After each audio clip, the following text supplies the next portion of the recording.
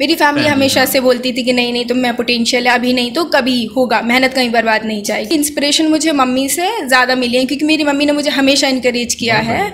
उनका ये था कि उनकी सारी बेटियाँ बहुत अच्छे से पढ़ें, जितना अपने इंडिपेंडेंट हो सके। मेरे दादा फ्रीडम फाइटर थे एक्चुअली, तो मैं जब दादा की अनफॉर्चुनेटली डेथ जल्दी हो गई थी जब मैं छोटी थी, बट मेरी दादी उसके लिए जाती थी, वो सम्मान समारोह जो होता था, तो मैं उनके साथ कई बार गई हूँ। तो वहाँ पे जब अच्छा लगता था कलेक्टर और ये सब, तो मैं देखा था मतलब उस टाइम पे, तो वहाँ से मुझे लगता था कि हाँ ऐसी कोई पोस्ट है। हिस्ट्री के लिए एनसीईआरटी, एंशिएंट के लिए मिडिवल के लिए ओल्ड एनसीईआरटीज की है मैंने रेफर, एंड हिस्ट्री के लिए मैंने स्पेक्ट्रम ही की है, और उसके बाद ज्योग्राफी के लिए क्लास 11th एंड 12th की एनसीईआरटी, और फिर सर इन दोनों आर्ट एंड कल्चर के लिए नितिन सिंघानिया। बट मुझे अपनी कमियां पता थी कि मैंने उस टाइम पे क्या गलती की, तो मैंने उसको रेक्टिफाई करने की कोशिश की, एंड कंटेंट पे भी सर इस बार मैंने वर्क किया था। कुछ क्वेश्चंस में लास्ट ईयर मैंने PYQ अच्छे से नहीं किया था, तो इस वजह से जो क्वेश्चंस रिपीट हुए थे मैं उनमें अच्छा परफॉर्म नहीं कर पाई थी। तो जहाँ हमें कम्पिटिटिव एज मिल सकती है मैंने वो मतलब मिस कर दी थी कहीं तरीके से।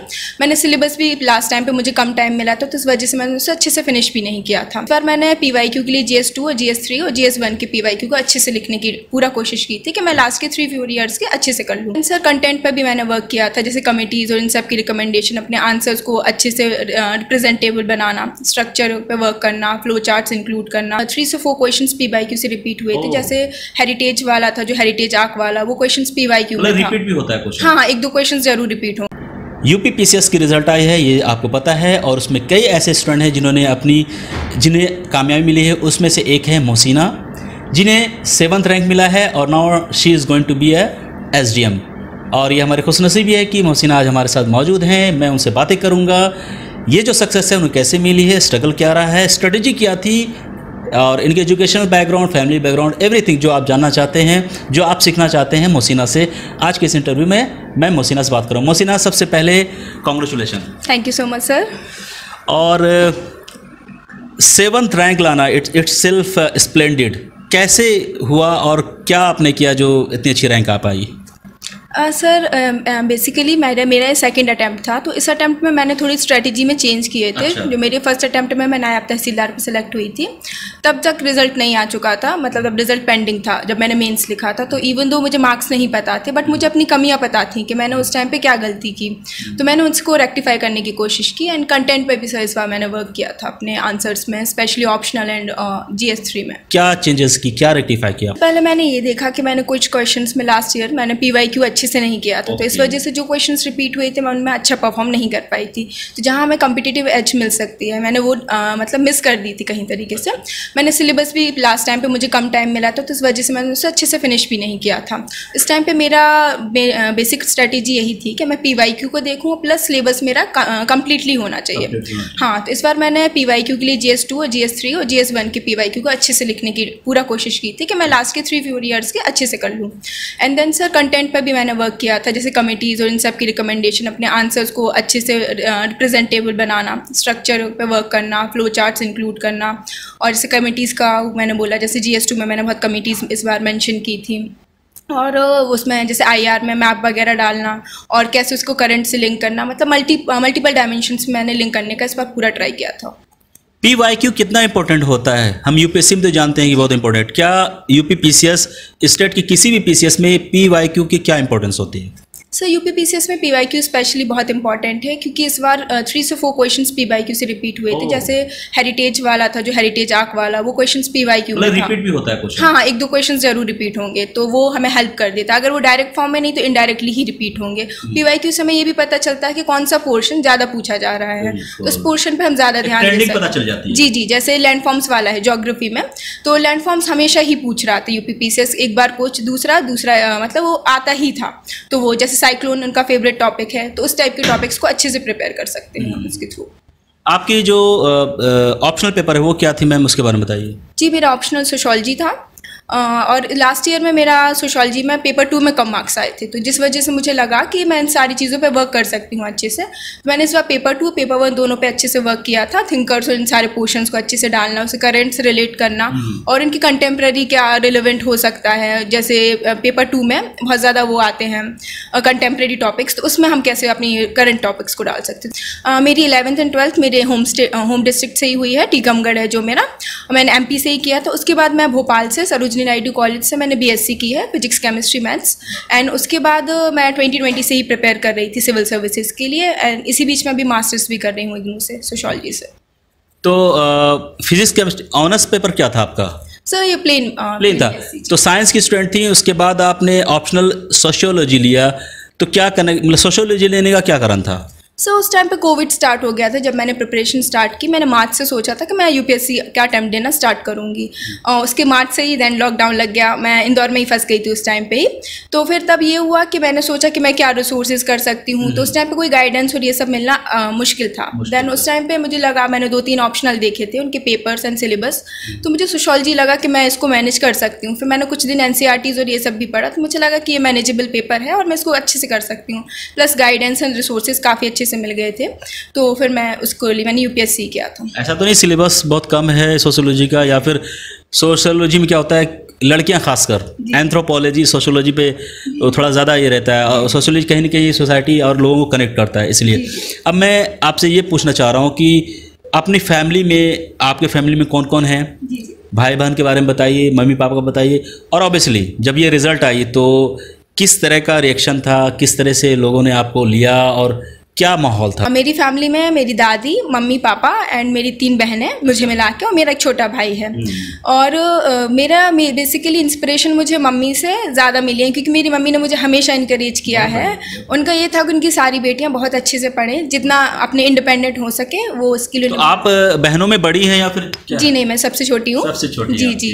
तो वही, और मेरे दादा फ्रीडम फाइटर थे एक्चुअली। तो मैं जब दादा की अनफॉर्चुनेटली डेथ जल्दी हो गई थी जब मैं छोटी थी, बट मेरी दादी उसके लिए जाती थी, वो सम्मान समारोह जो होता था, तो मैं उनके साथ कई बार गई हूँ।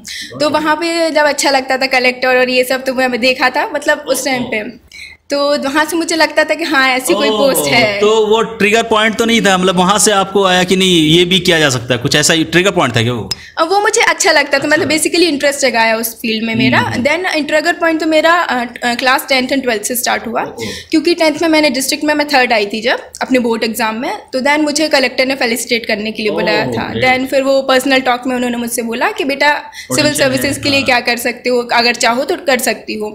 देन मैंने फील्ड में सोचने का ट्राई किया। देन फिर आफ्टर ग्रेजुएशन मैंने सोचा कि मैं सिविल सर्विसेज कर सकती हूँ। आपकी बहनें क्या कर रही हैं अभी? साथियों, इस वीडियो में आगे बढ़ने से पहले मैं आप सभी को PW की जनी फाउंडेशन बैच लॉन्च हुई है 4.0, उसके बारे में बताना चाहूंगा। दोस्तों, UPSC क्लियर करना इतना आसान नहीं होता, क्योंकि कंपटीशन के लेवल दिन ब दिन बढ़ते जा रहे हैं। लेकिन फिर भी दोस्तों, अगर आप अपने आप को सबसे आगे रखना चाहते हैं and you want to be best in your class, तो आप में ये 4 खूबियां होनी चाहिए। आप फोकस्ड हो, डिटर्मिनेशन हो, डेडिकेशन हो, और आपकी स्ट्रेटजी अच्छी हो। दोस्तों, ये सारी चीजें आपको PW के प्लेटफॉर्म में मिलने वाली है।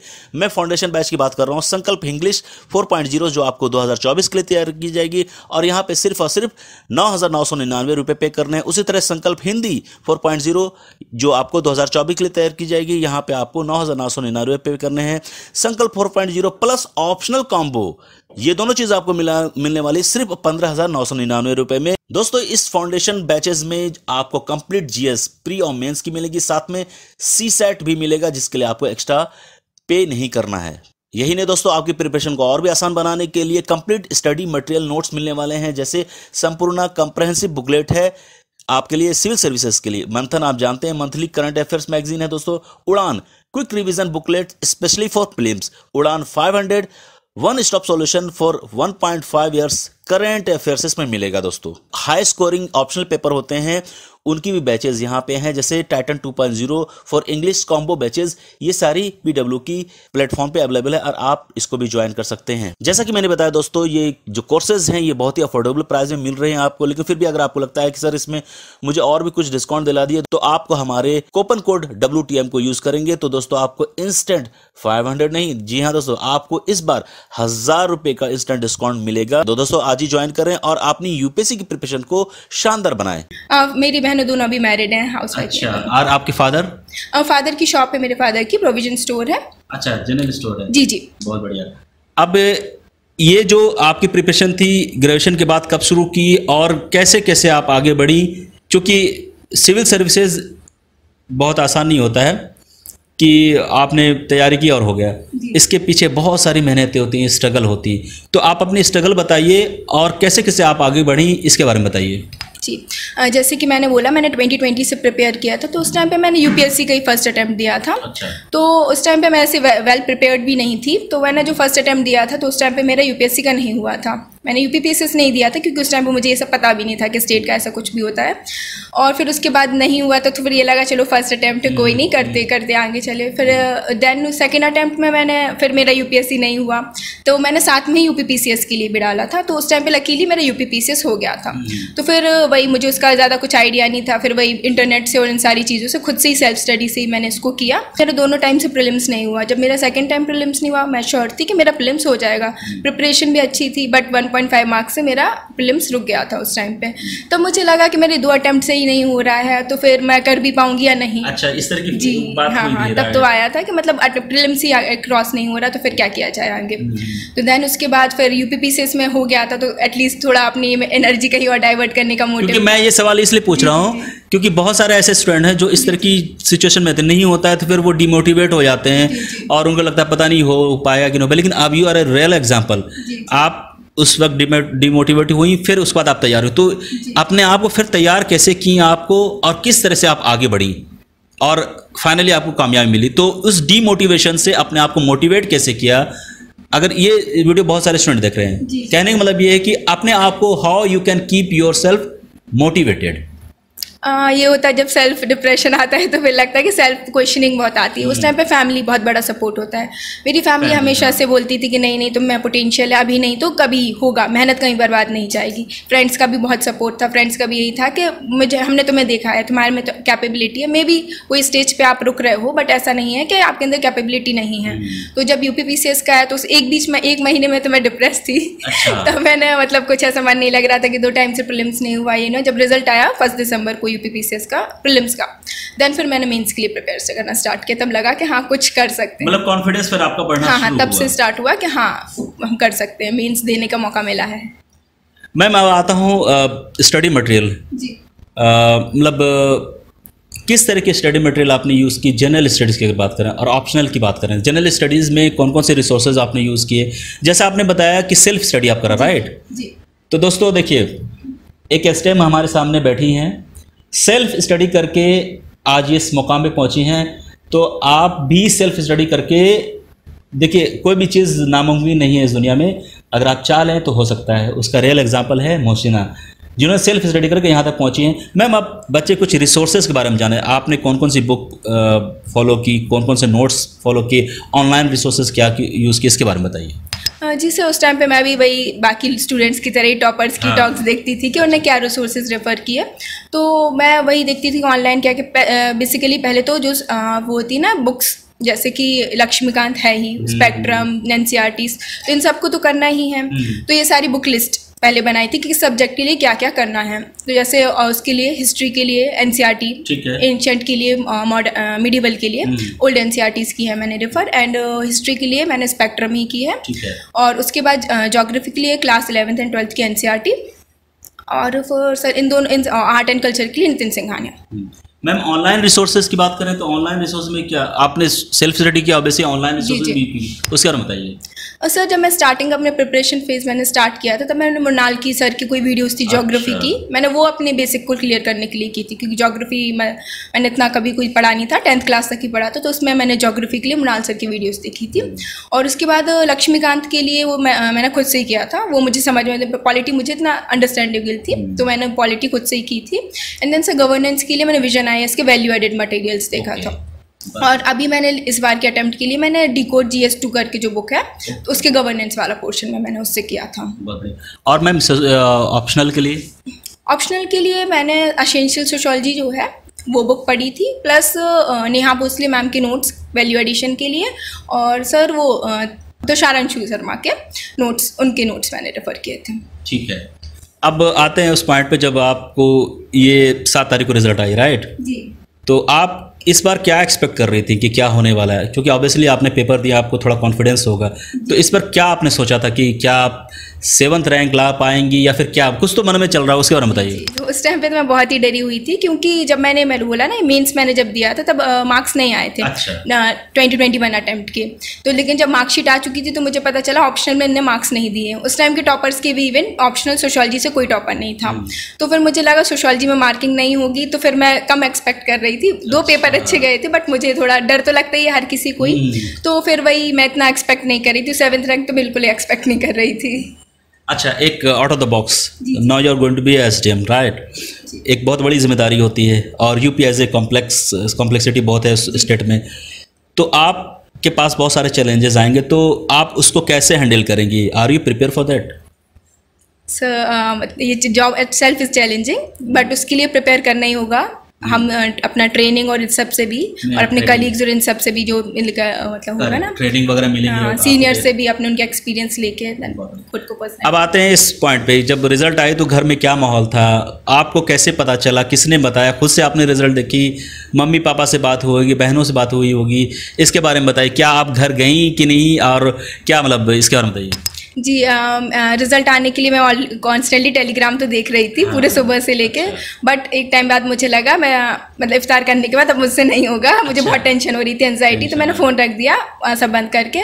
फिर उसके बाद मेरे फ्रेंड का कॉल आया, उसने बोला कि सिलेक्शन हुआ है। मुझे नहीं लगा, उसने बोला 7th रैंक जब बोला तब मुझे यकीन हुआ कि इतना झूठ कोई नहीं बोलेगा, रैंक तो सही बताएगा। तन उसके बाद मैंने घर पर कॉल किया तो पापा मम्मी काफ़ी खुश थे, मम्मी रोने लगी कि बस उनकी दुआएँ आज कबूल हो गई हैं, सब अच्छे माहौल। एक नया स्टूडेंट जो यूपीएससी की तैयारी कर रहा है, हम इसको कैसे देखेंगे? यूपीएससी और यूपीपीसीएस, इसमें क्या डिफरेंसेस है, क्या समानताएं हैं? अगर कोई लड़का यूपीएससी की तैयारी कर रहा है तो क्या वो यूपीपीएससी की भी तैयारी कर सकता है पैरेलली?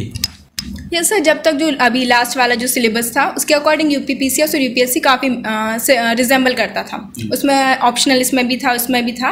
एंड सर यूपी में ज़्यादा इतना नहीं होता था, स्पेसिफिक यूपी स्पेसिफिक कम होता था, 20% 25% होता था हर पेपर में।